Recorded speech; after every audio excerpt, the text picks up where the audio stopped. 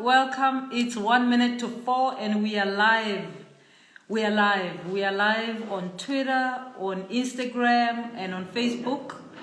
Tell me where you're joining us from so that I can welcome you properly. Tell me where you're joining us from. Tell me where you're joining us from. Are there people from UCT? Tebogo Mabusela, are you there? Xolani, I can see you. Welcome guys, welcome. Welcome from Abu Dhabi. Mosale Mokhole, welcome, I can see you. Twitterers, welcome. We're waiting for the room to fill up a little bit. Tell your friends, we are here, and we're talking about academic freedom. It's part 3 with Professor Ramugondo. From Turkey, Maluleki, welcome from Turkey. Good to see you. We haven't had anyone from Turkey, actually. UCT, Toi, welcome. Terence, welcome. Good to see you. UWC, Putang from UWC, welcome. University of Namibia in the house, welcome. Tebogo Mabusela, welcome. Mukitli from UCT, welcome. So good to see UCT guys in the room. I feel safe with you in the room. Let's see, Stellenbosch, where are you? Vets PG, where are you? Postgraduate Association, Vets University, where are you? We need you in the house, man. Come on. The Great is joining us from Cape Town, but not UCT student. We understand. You're welcome anyway. UWC, we love you. You're in the house. Namibia, welcome. Who is on Facebook? Join us on Facebook. Tell us who you are. We want you to join us. It's going to be interesting. We're talking to Professor Ramugondo today. We can see people from UP, welcome. University of Pretoria, welcome. Golden Naledi, welcome. Good to see you always from University of Pretoria. And we can see University of the Northwest, welcome. That's my junior degree university, that right there. University of Mpumalanga, welcome. University of the Free State, welcome. University of Botswana, Bagaetsho Dumelang. We're so glad that you can join us from Botswana. Welcome. So we've got Botswana, Abu Dhabi, Turkey, Namibia, and Vets University. Finally, someone from Vets has joined us. Welcome. CTS, Buhle from CTS, welcome. Unisa is here. Unisa in the house, welcome. We're talking academic freedom. George from Nairobi, welcome. We're talking academic freedom, and we're talking to Professor Ramugondo. Professor Ramugondo is, of course, a full professor of occupational therapy here at UCT, and she chairs the Academic Freedom Committee. It's an interesting role that she's got, and we want to talk to her about that. We want to talk to her also about her experience in terms of journals, her views about journals that retract papers after publishing them. It's an interesting phenomenon, and we want to know, when does that happen? How does it happen? Is it silencing academics when you do that or not? Whose rights are the journals protecting? And Professor Ramugondo will talk to us from her experience. And who actually can put pressure on journals to retract papers, or who has done that in the past? We know that there are many journals that have retracted papers. It's not a new thing. We know that it happens. And then we want to talk about academic freedom committees. What's their role in universities? Should academic freedom have a structure like that in a university? Or should every university have a structure like we have at UCT Academic Freedom Committee? What is its role? Does it protect academic freedom of universities, or of management, of academics, of people out there, of the vulnerable? Who does it represent, and how does it manage these contestations around academic freedom? It's a very interesting debate, and Professor Ramugondo has been chairing the committee since I think 2016 or 2015, and she will I think it's 2016, and she will talk to us about that. So welcome colleagues, welcome. Tell me where you're coming from, Lidokuhle. Tell us, Silindile, tell us where you're coming from. I saw that Vets is in the house, and we're delighted to welcome everyone from Vets University.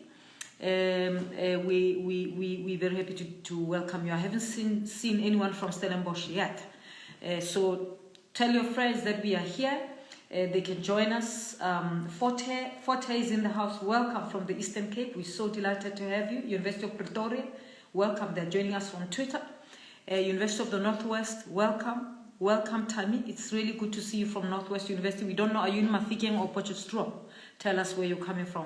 University of Johannesburg, UJ, UNISA, TUT, Lindiwe from TUT, welcome. Thank you for joining us, Lindiwe. Good to see you. CUT, Central University of Technology, is joining us. Thank you very much for joining us. Leo, Malebu Leo, thank you for joining us. And we can see Sia from TUT is joining us as well. Welcome. UJ is here in its numbers. Welcome. And Tabisile from Durban University of Technology, welcome. Welcome. Good to have you. Good to have you with us. Northwest University Vaal Campus. Vaal Campus. Tammy's from Vaal Campus. So good to see you, Tammy. It's so good to see you. Let's see how's the house in Instagram. We're waiting for the house to fill a little bit, and then we can join. We don't know, people on Facebook are quiet today. Northwest Mafikeng, Northwest University Mafikeng, welcome. Good to see you. I still haven't seen Vets PGA. I haven't seen them. Maybe they're on break. Are you not writing pieces, you guys from Vets PGA? Vets in the house, Deputy Mama, I can see you. But where's the PGA? What's the PGA? Where's the PGA, Edward? Call the PGA to join us. Yeah. All right. Okay. Now, we're talking about academic freedom, and we talked about academic freedom as being key in the university. It's not only key for the university, it's key, very necessary for our society to flourish. It is essential for knowledge production, for creativity, for innovation, for discovery. Where there is no academic freedom, ideas are stifled, academics are not free to express or to pursue questions that are of interest to them and of importance to society. But of course, as important as it is, academic freedom cannot be viewed in isolation from other core values in higher education, including accountability, equitable access, institutional autonomy, social responsibility, and human rights. So we cannot use the pretense of academic freedom to abuse rights of other people or to trample all over other people's rights. So I'll be joined by Professor Ramugondo just now. Professor Ramugondo, I hope you're there ready and available to join us. So I'm going to be calling on you just now to join us so that we can talk about this work. There you are. I found Professor Ramugondo. As I said, is professor of occupational therapy. He's a senior professor here at UCT, and she's been leading the Academic Freedom Committee, doing really important work, not trivial at all. Elelwani, welcome. Thank you so much for joining me. Thank you, Hetty. Thank you for doing this work. Great. I'm going to take the volume up. Elelwani, you have been leading the Academic Freedom Committee at UCT, and I said it's not trivial work, meaning exactly that. It's really important work. It's a contested space, and you have led it with great ability since 2016, I think, right? Yeah, that's correct. All right, and one of the things that has happened, at least since I've been here in the last 3 years, not necessarily here at UCT, is about papers that are retracted by journals. I want us to talk about that. We know the well-known case of a paper that was retracted, published by academics at the Stellenbosch University. And we know it didn't just happen. I want us to talk perhaps broadly about when journals retract papers that they have published. Is it silencing because they decided to publish the paper and now they then decide to retract the paper? Is it silencing academics, or is it in retrospect a good decision that they could have made earlier? You see, I think, what you said earlier in the introduction, Hetty, is so critical about academic freedom and its role, not only for universities, but also for society in general, right? And I think often people forget that universities and institutions of higher learning in general are really places of immense privilege. Not only do we get to teach people who are extremely talented, who come to university, but we are afforded time and space to explore complex questions and to address these, right? So that privilege requires us to be incredibly responsible. So there's a high level of responsibility and a need for humility in handling that privilege. And, you know, because we need to always remember that as universities and as academics within higher education institutions, when we produce research, we're producing it to audiences, right? So publics, and there are many publics, and they are diverse. So you can't really please all publics. And so the only thing that you're left with is to make sure that the evidence you produce has integrity. That's the only thing that you have. And that's the only thing that you can protect and you need to protect, right? So when we get published in journals and a paper is retracted, there can be good reasons for retraction. There can be bad reasons for retraction. And good reasons for retraction often have to do with methodology. If the methodology is flawed, a good journal will have very good reason to retract that paper. If the data source for the evidence is dodgy, and you know the editor or the editorial board or even the authors themselves get to realize this, it is very good reason to retract that paper.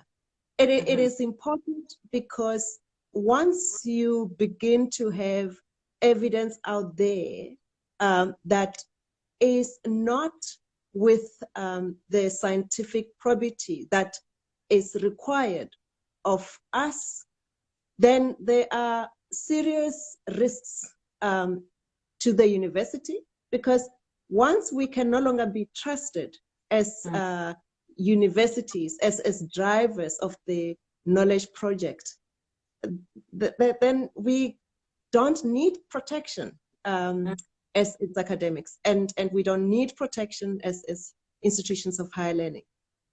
There's also the possibility that that evidence that is out there, that is published, because society will take it so seriously, and a lot of policies, nationally, globally, is driven by evidence that is produced by researchers. So if the publication is announcing on problematic findings or findings based on flawed research, there is a very real danger that society may be harmed.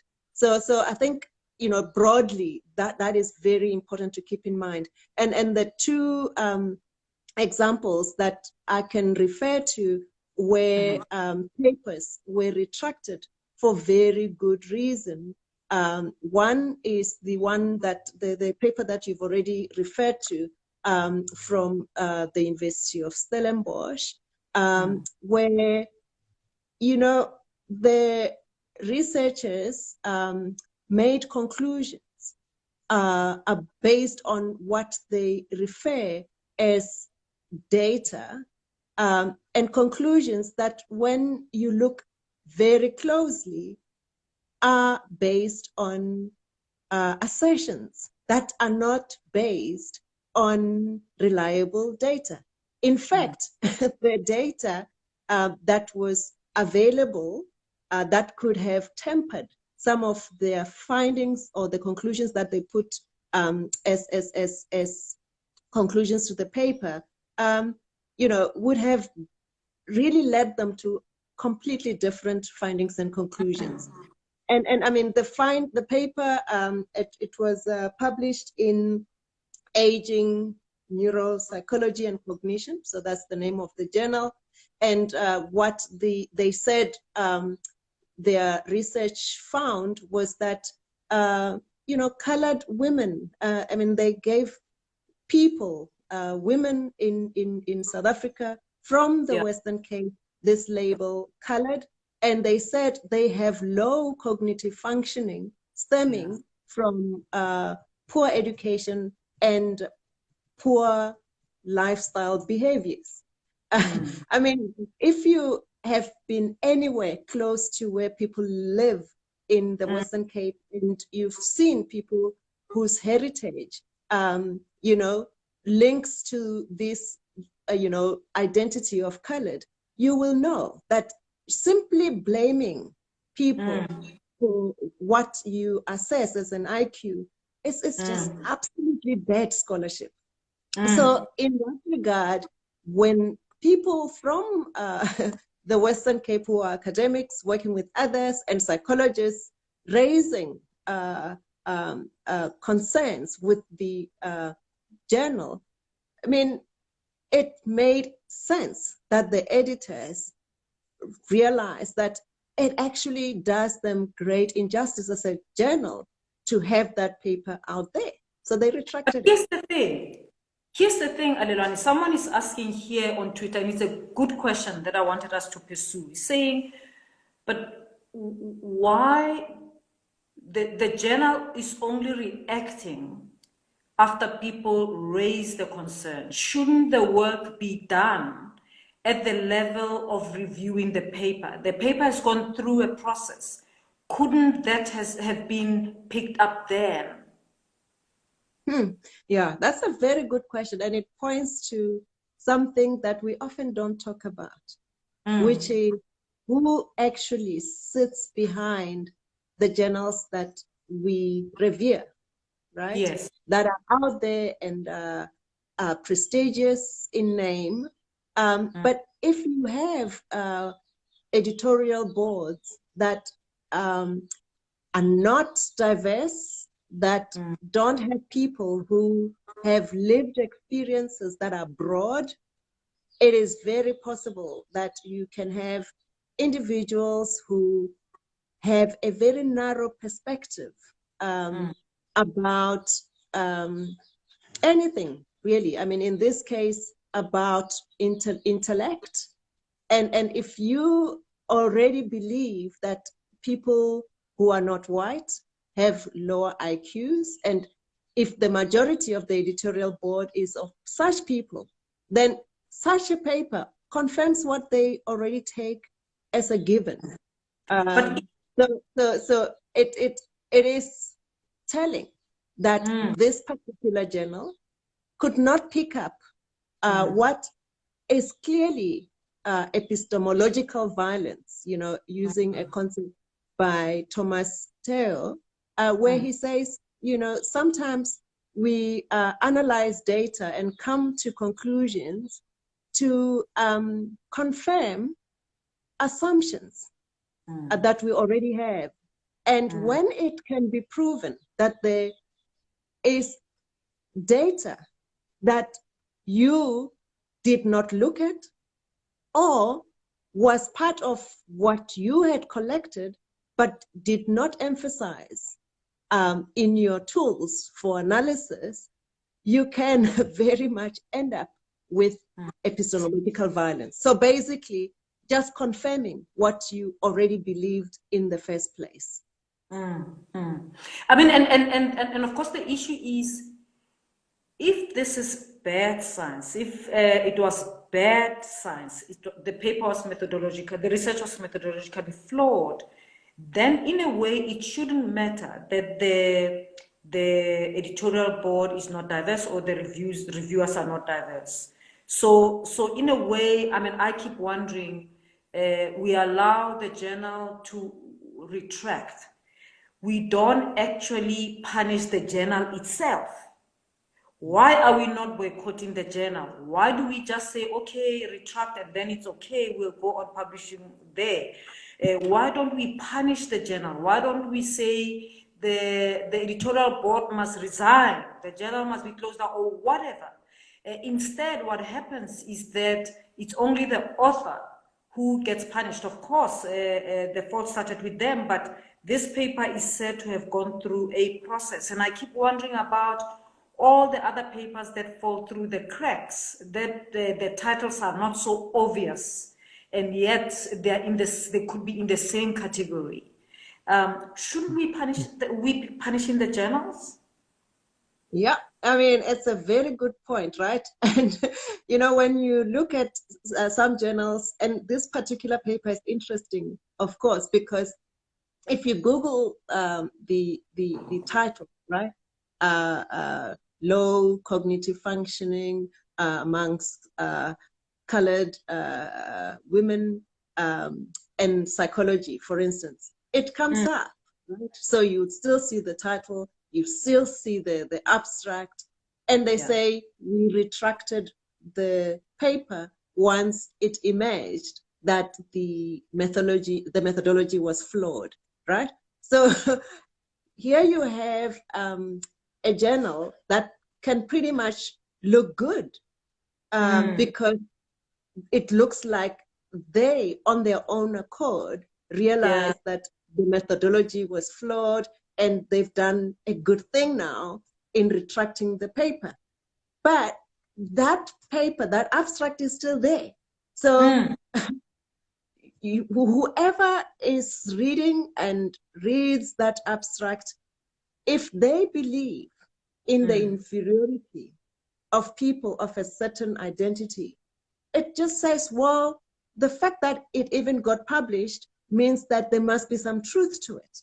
So the damage is done, the damage continues to be done. And I think there is something to be said about why that journal should be held to a very high standard and not continue what is clear epistemological violence. It's there.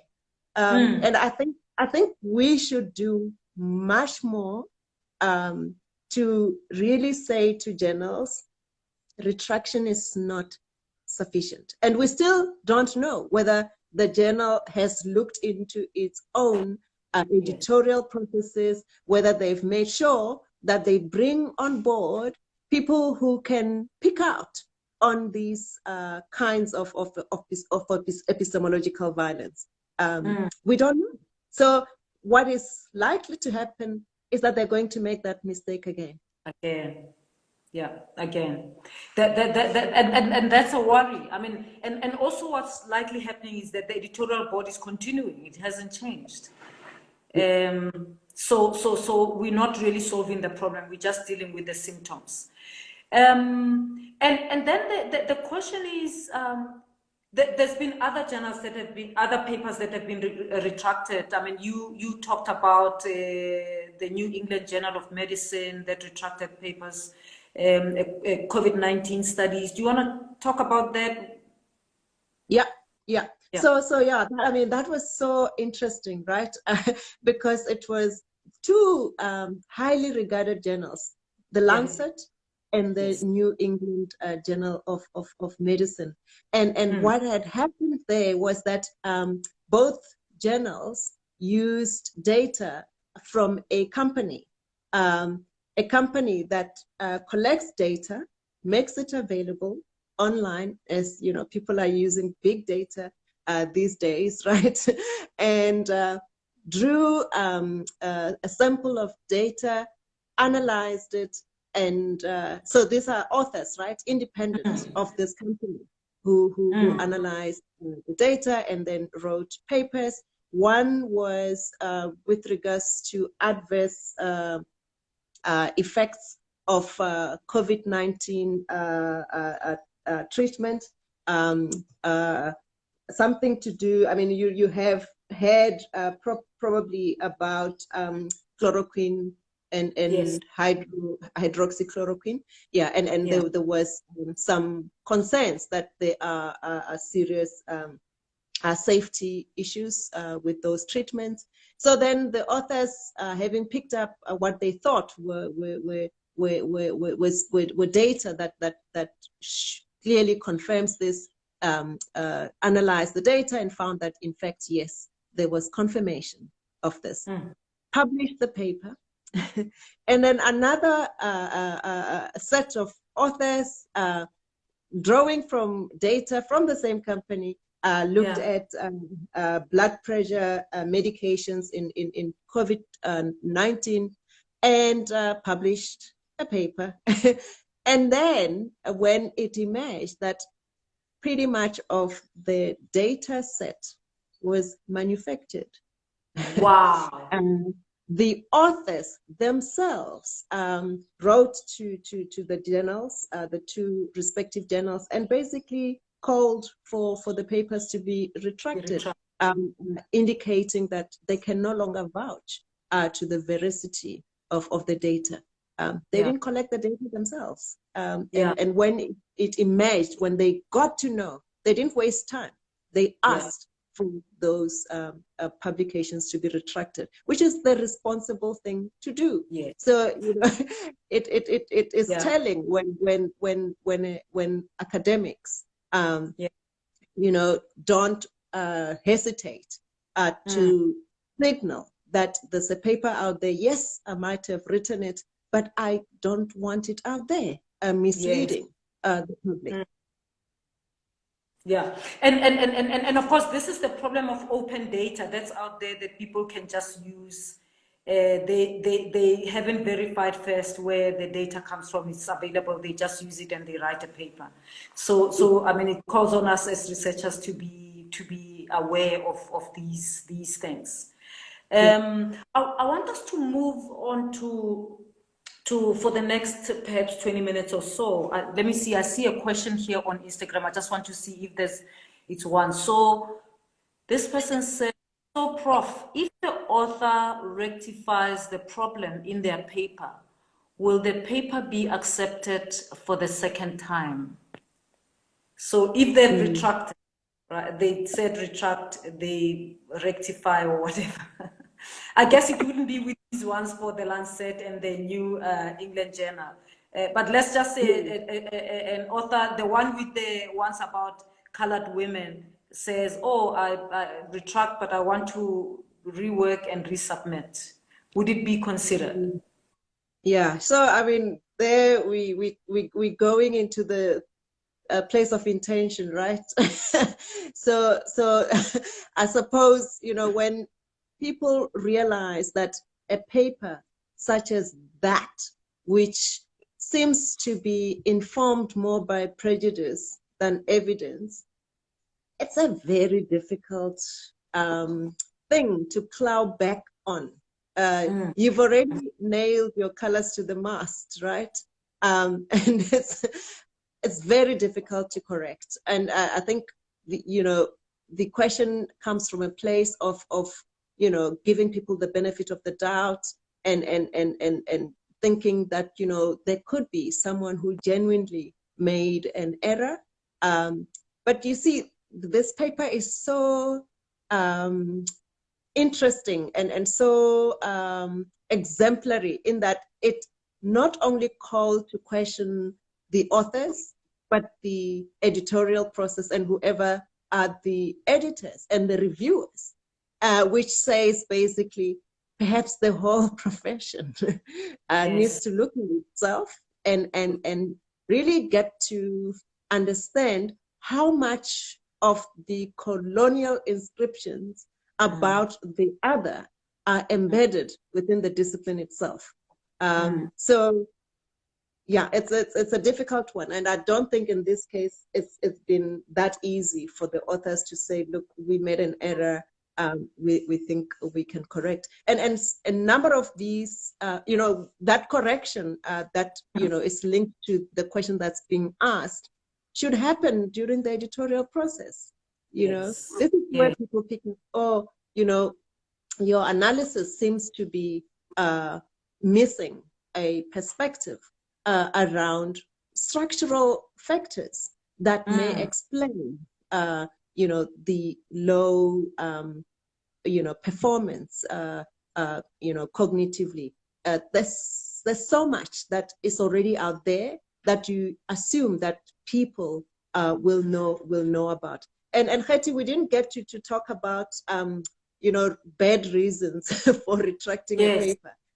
Yes. And yes. I mean, there oftentimes the culprit is industry, right?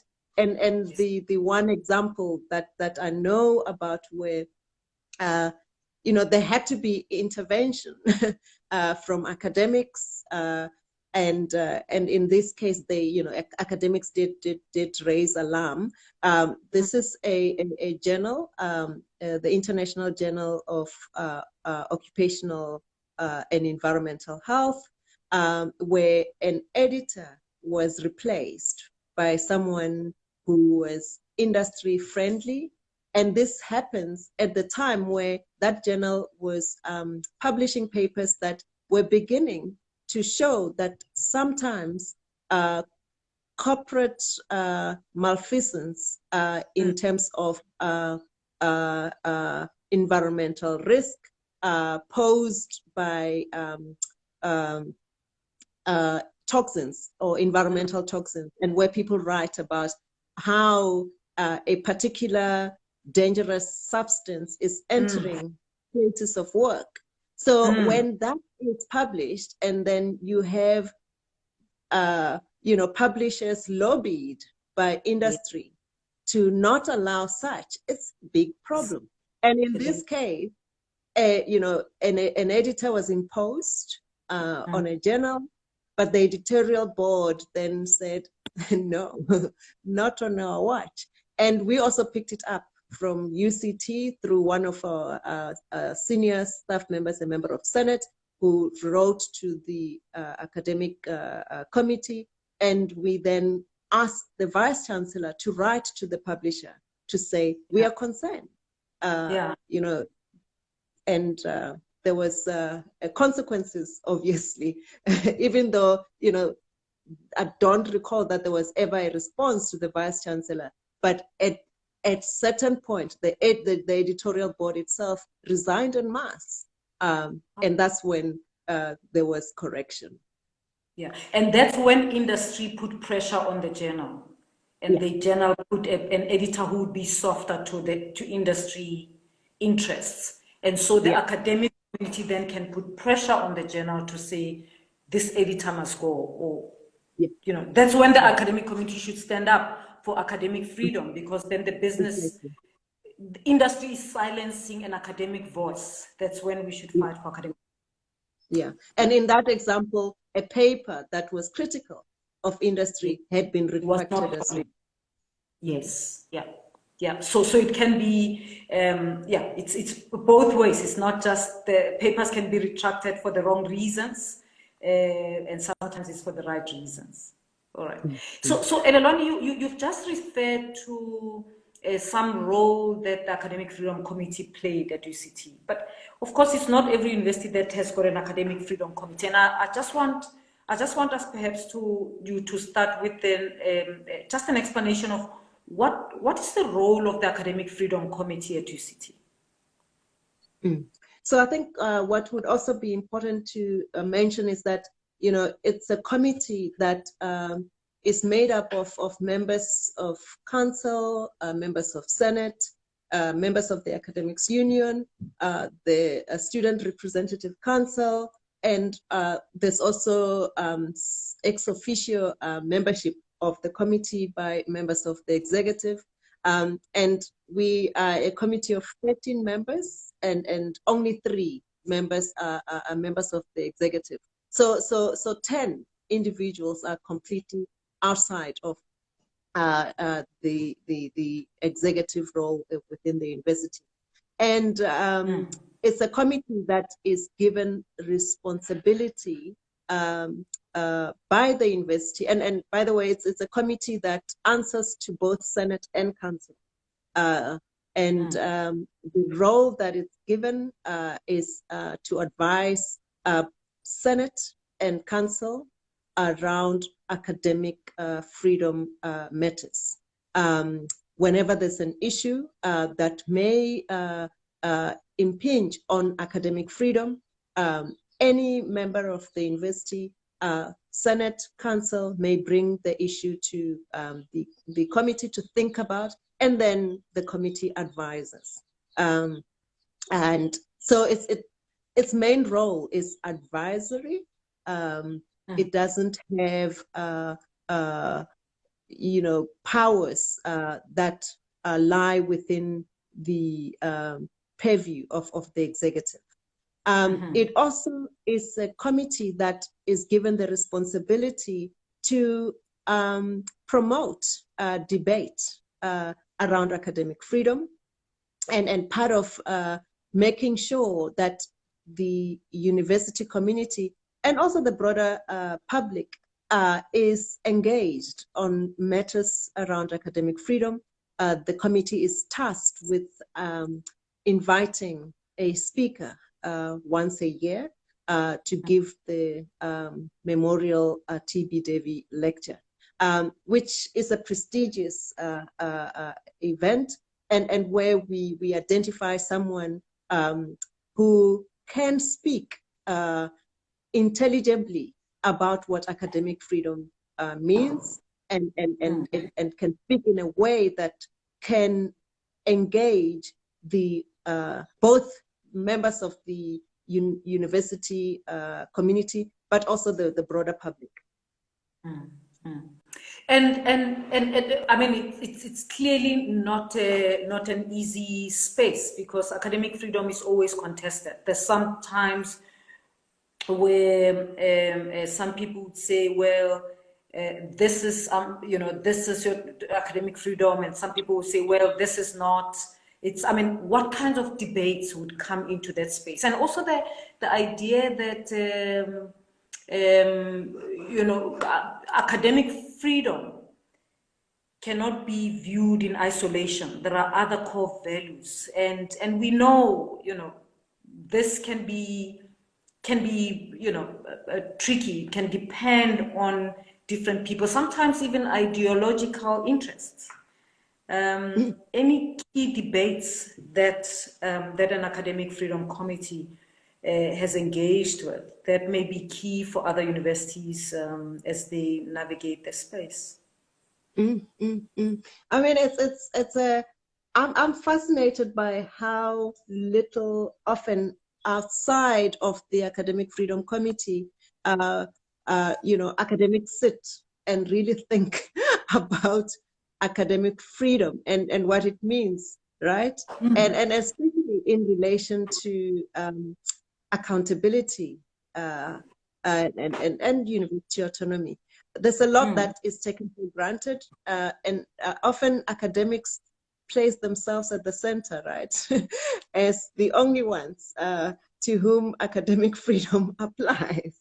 And so what I really love about the Academic Freedom Committee at UCT is that we have the student voice.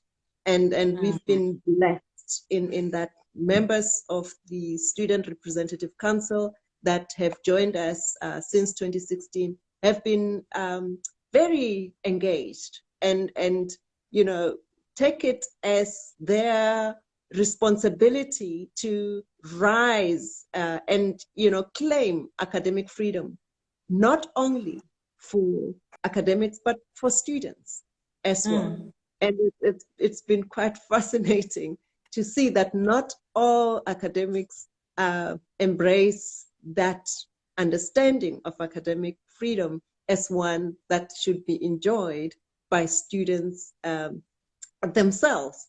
So when we started in 2016 and Rose Must Fall, Fees Must Fall was still very active on campus, it was so important that we took a step back and were alert to whenever concerns were brought to us about the possibility that academic freedom is being infringed upon, to ask ourselves, from what perspective are we taking this complaint? And what was great was that, being a very diverse committee, even with those 13 members, it was not an easy thing to say simply, yes, that's infringement, that is not infringement. Just to give you an example. So if a student is facing charges and they are, not able to attend, when that student needs to access material and needs to prepare for examination, if an academic says, well, but that student is facing charges, they should not be allowed to have access, it already tells you where that academic is sitting, right? But in relation to whom academic freedom applies to.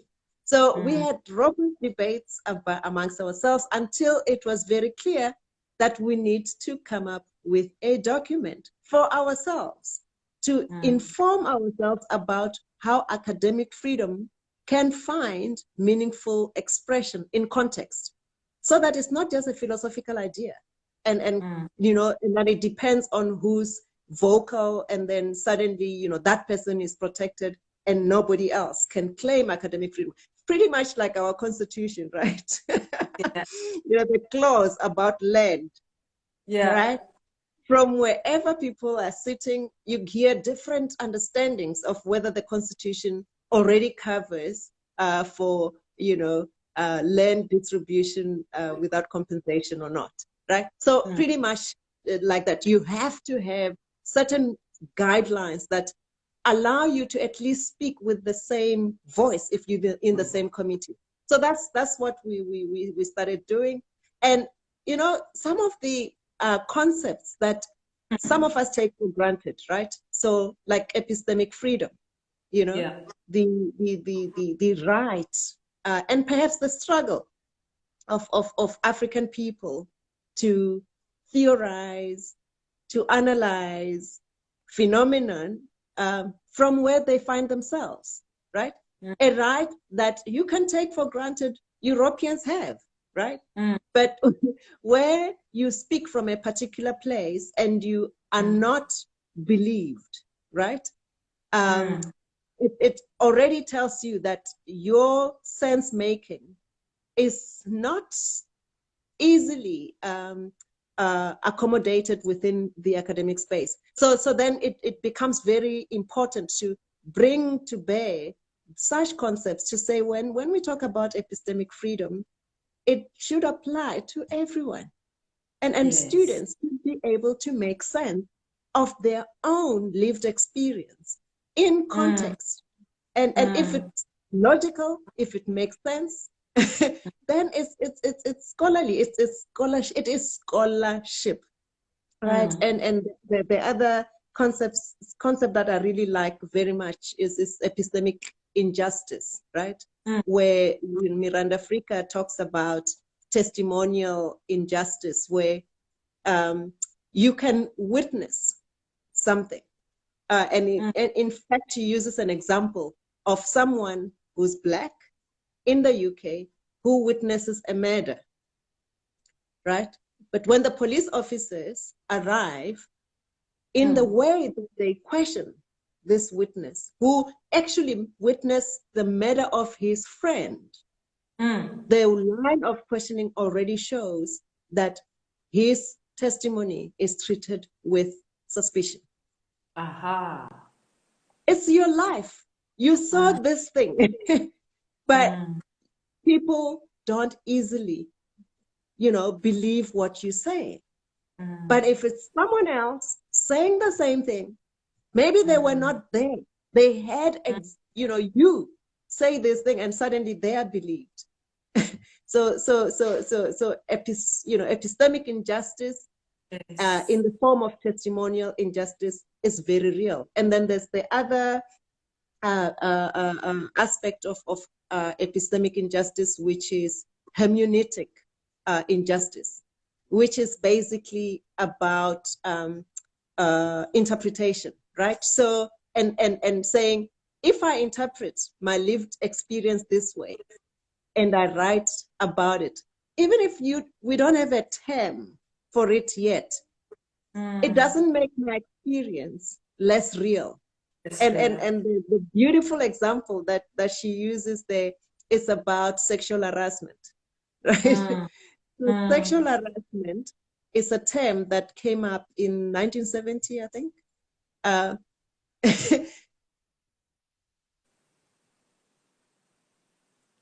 All right, we start with Professor. Yeah. Yeah. If that term only emerges in 1970, does it mean that women who experienced this thing in millennia did not experience it? you see, so the knowledge production is such a powerful thing, and if we leave it in the hands of a few who look alike, I mean, God knows how, what we study as, within the university, what we call knowledge would look like. So committees such as the Academic Freedom Committee, for me, are critical, and I think they need to engage very deeply with what this concept actually means for people in context, and everyone within the university community.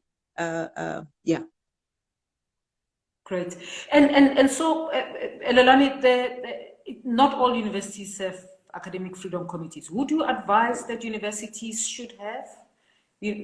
I don't know if there's any other. I have a feeling that it might just only be UCT that's got an academic freedom committee. Is it an advisable committee to have in a university? I think it's incredibly important to have a committee such as this, and it matters who makes it up, right? Because you can have a committee, but have that committee not be broadly representative of people who make up that university community.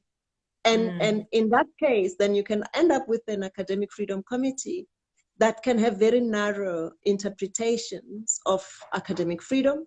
And if then what gets decided about whether academic freedom is being infringed upon or not is relied upon, these few individuals who might not represent the broader university community, then you have a problem.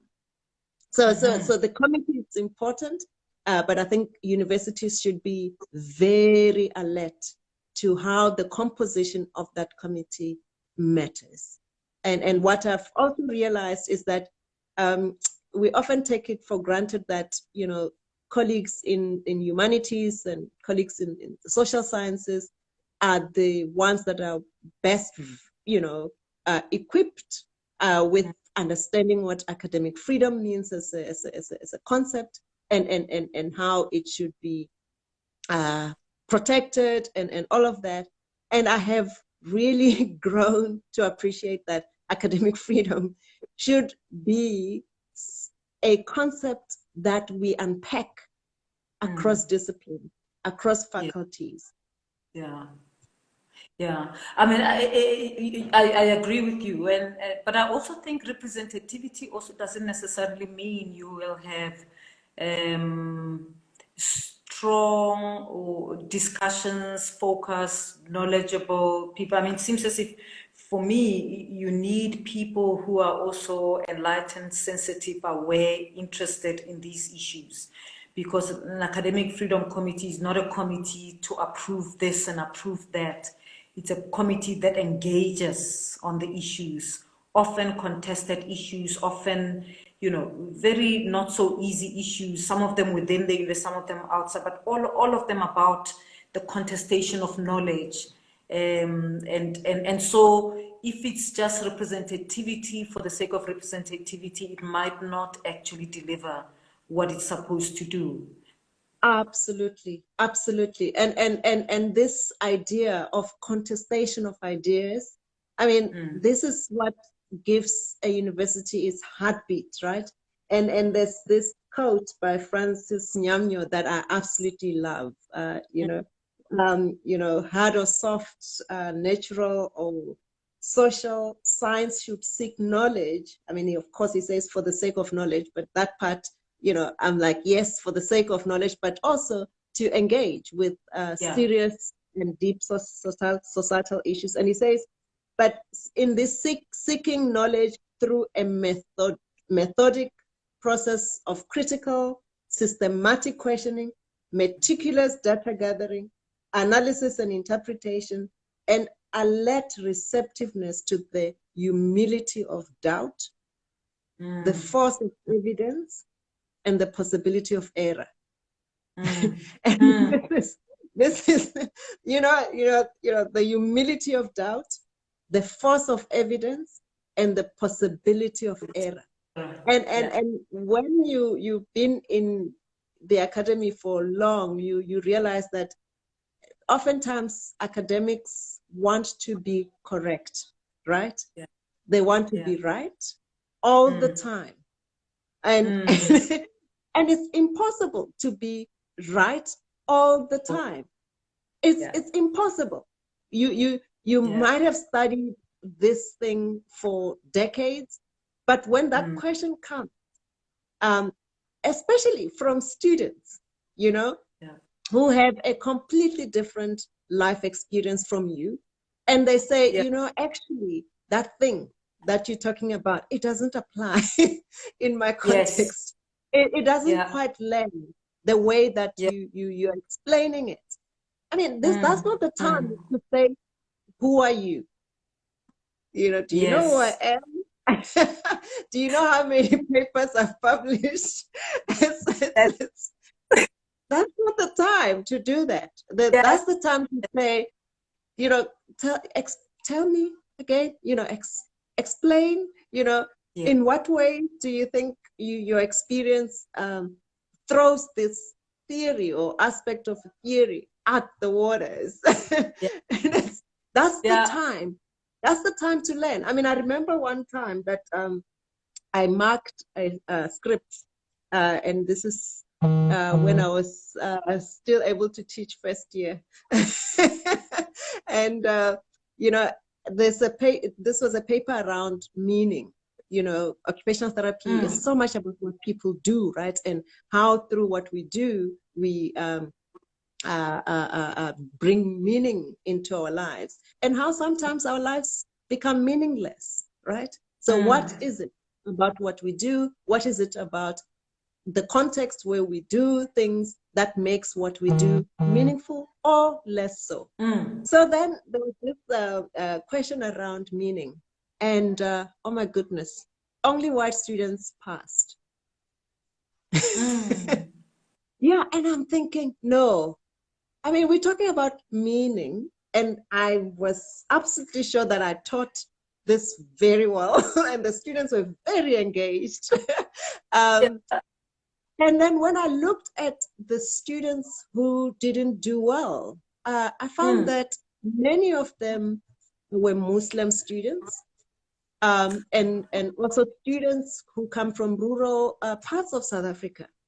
And then I went back to the content, in the textbook, and I realized that there was an overemphasis of personal meaning in our understanding of meaning as occupational therapists.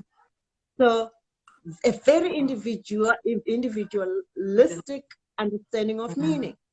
And where students were talking about, well, if it doesn't matter for my family and for my community, then it is not as meaningful to me as an individual. We were marking them wrong. And I'm like, no, it can't be. It can't be. I mean, of course, this is very early on in my life as an academic. And fortunately, even though I was young as an academic, I was like, I'm not failing this student just because a textbook that we draw from has a narrow understanding of meaning. And you know, that was really the beginning of decolonizing curricula in occupational therapy. When we had no, you know, students are talking about something that actually makes sense in this context, and it should make sense in my context too. Because I come from exactly where these students are coming from, Yes. but have assimilated so much that I can no longer even see an incomplete story, even though it's in a textbook. Yes. Yeah. So I'm right. I'm always right as an academic. It's only going to limit the expansion of the academic project. Great. And Lorani, we have a few minutes before, and this is the last day that I'm considering academic freedom, and I mean, I want to throw it to you to sort of to give your closing remarks. I mean, it's always a debate about whether academic freedom, we talked about being in the, you know, business can put pressure. You didn't talk about management can put pressure. Government can put pressure. Political organizations can put pressure. Ideological groups can put pressure, you know, on either a journal, on a university, on academics, on students, on all sorts of people. And of course, sometimes it's almost like, sometimes it feels like, who's got the freedom? Who's academic freedom for? Do vice chancellors have the freedom? Do academics, do students? You know, I want you to talk to us about this, the issue of academic, in whose interests and for whom, and what happens when there's these contestations of the many voices in the space about whose voice is being, whose academic freedom is being infringed upon, and who should, and who should be adjudicating, or should there be anyone adjudicating? Yeah. So I think, you know, having a committee does help in that you have at least a group of individuals who can be tasked with how to engage with an instance where it is being said that academic freedom is being infringed upon. But what's important for that committee to do is to listen, right? So when a committee listens or doesn't listen, and that the membership of the committee drives what it is that will end up being decided upon, and the advice that is given is really coming from one space within that committee, that's when academic freedom can be used to drive particular agendas. So the ability to listen, and to listen to contrasting views, to be deliberate, to listen to contrasting views is very important, because you've got to understand why there are disagreements. You learn about your world when you hear you know, different sides of the story. But ultimately, it is about human beings and society's well-being. So, I mean, if we don't understand our work within the university as one that should lead to a society that sees everyone as equally human, everyone as equally human, and alert to how power can be misused, then we will always get things wrong. Because then it means that we will listen to those who have the power, who have the spaces where they can be heard, and those who can't be heard will always be subjugated. And that's where I see real danger in not first listening to sides, of the same issue, but also being alert to how power operates.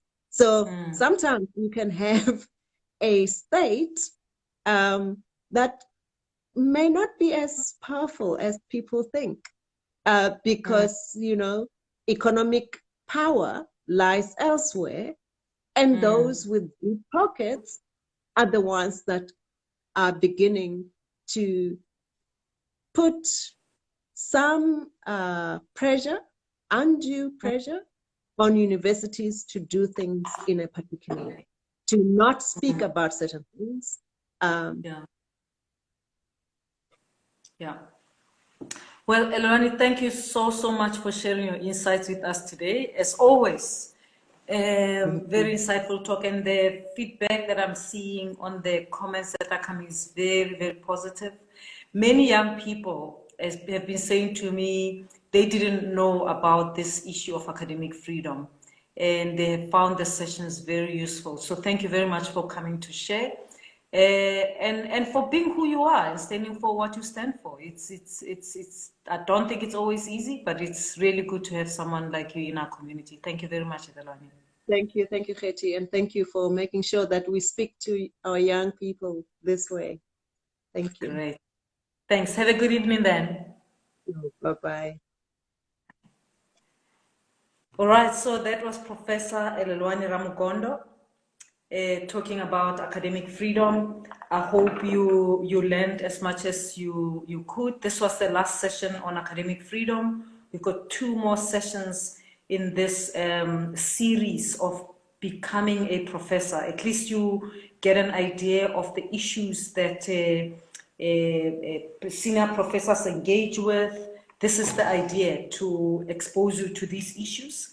And we'll see you again next week. Have a good week. Be good to yourself and to others.